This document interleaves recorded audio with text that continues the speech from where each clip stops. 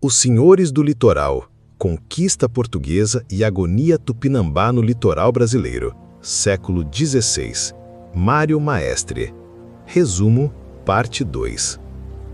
Imagine o litoral brasileiro no século XVI, uma terra de floresta densa, praias imensas e povos que a habitavam há milênios. Este é o cenário de Os Senhores do Litoral, onde Mário Maestre nos leva para dentro do mundo dos tupinambás e do choque brutal com os recém-chegados europeus. Vida em comunidade, a maloca e a taba.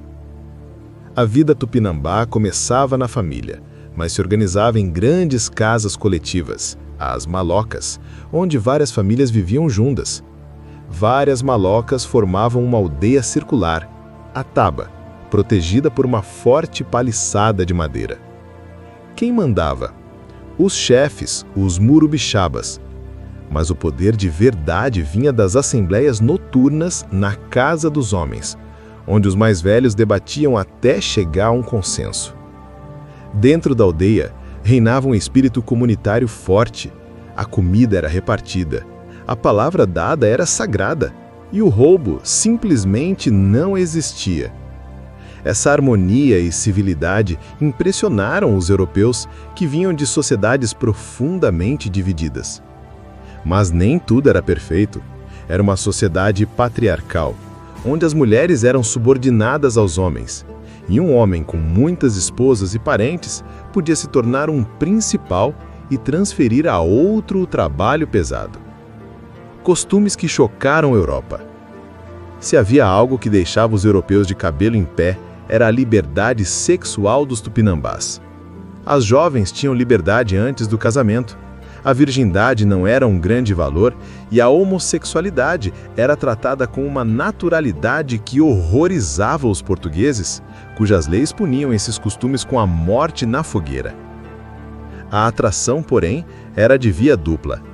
Muitos europeus, seduzidos por essa liberdade, fugiam dos navios e se integravam completamente às aldeias. Andavam nus, fumavam, se casavam com várias mulheres e viviam como tupinambás. Figuras como o João Ramalho, que andava nu e tinha uma vasta família com indígenas, se tornaram um pesadelo para os jesuítas, que faziam de tudo para recivilizar e reconverter esses europeus selvagens. O banquete ritual, a antropofagia. Mas a prática que mais marcou o imaginário europeu foi a antropofagia.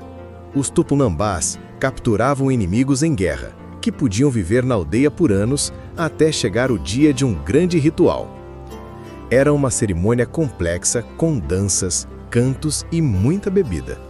O prisioneiro era executado e seu corpo era totalmente aproveitado, assado, cozido ou defumado para ser comido depois.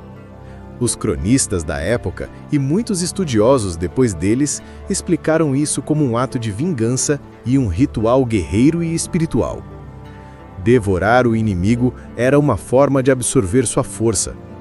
Mas Mário Maestre traz um olhar diferente. Ele argumenta que por trás do ritual havia uma necessidade alimentar. Em uma sociedade que enfrentava a escassez de proteínas, a carne humana, um alimento riquíssimo, não era desperdiçada. A vingança seria uma poderosa justificativa cultural para um ato biologicamente repulsivo, mas nutricionalmente vantajoso. O horror europeu era profundo, mas Maestre revela que, em situações extremas de fome, até alguns europeus confessaram ter considerado a prática. Do escambo pacífico à conquista violenta. No início, a relação foi de comércio. Os europeus queriam pau-brasil e os tupinambás queriam ferramentas de metal. Machados, facas e foices de ferro eram uma revolução para um povo que derrubava árvores com machado de pedra.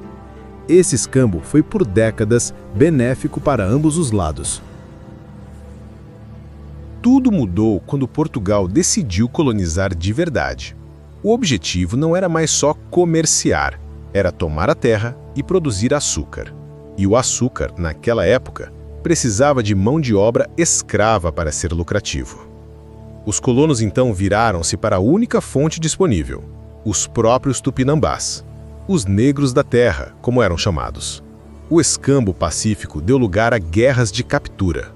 Aldeias foram atacadas, alianças foram traídas e milhares de indígenas foram escravizados para trabalhar nos pesadíssimos engenhos de açúcar. A resistência foi feroz, mas os tupinambás foram vencidos não só pelas armas de fogo, mas por uma arma invisível e muito mais letal: as doenças trazidas pelos europeus, como varíola e sarampo, para as quais não tinham defesa. Foi um verdadeiro genocídio. A ideia de que o índio não servia para o trabalho escravo e por isso foi substituído pelo africano é um mito.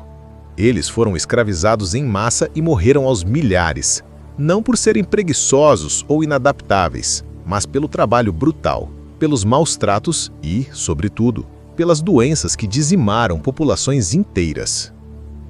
A destruição de um mundo. A história que Maestre nos conta é trágica. Mostra o encontro entre dois mundos que, por um breve momento, encontraram um equilíbrio no comércio. Mas a lógica implacável da colonização europeia, movida pelo lucro, não deixou espaço para a coexistência.